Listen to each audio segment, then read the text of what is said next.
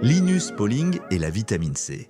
Révolution ou illusion? Dans les années 1970, Linus Pauling, déjà célèbre pour ses travaux en chimie, a provoqué une controverse majeure en affirmant que de fortes doses de vitamine C pouvaient prévenir et traiter plusieurs maladies, notamment le rhume, le cancer et les maladies cardiovasculaires. Ses théories sur la vitamine C, prévention et traitement du rhume, dans son livre Vitamin C and the Common Cold 1970, Pauling recommandait de prendre 1 à 2 grammes de vitamine C par jour pour réduire la fréquence et la gravité des rhumes.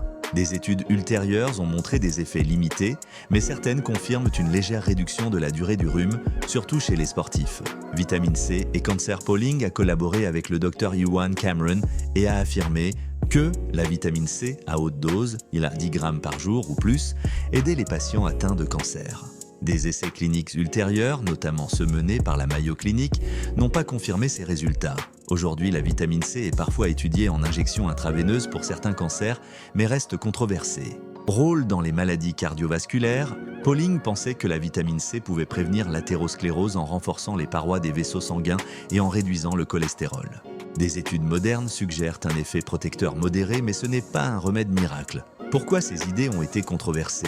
Pauling était un génie de la chimie, mais il n'était pas médecin. Ses études sur la vitamine C n'étaient pas toujours rigoureuses selon les standards médicaux. Les mégadoses de vitamine C peuvent avoir des effets secondaires, calculs rénaux, troubles digestifs. Aujourd'hui, les experts reconnaissent que la vitamine C est importante, mais qu'elle ne guérit pas tout. Son héritage. Malgré la controverse, Pauling a inspiré de nombreuses recherches sur la nutrition et l'immunité. Aujourd'hui, la vitamine C est toujours étudiée pour ses effets antioxydants et son rôle dans la santé globale. Fait intéressant, il prenait plus de 10 grammes de vitamine C par jour et a vécu jusqu'à 93 ans. Coïncidence ou preuve de ses théories? Tu veux plus de détails sur une de ses recherches?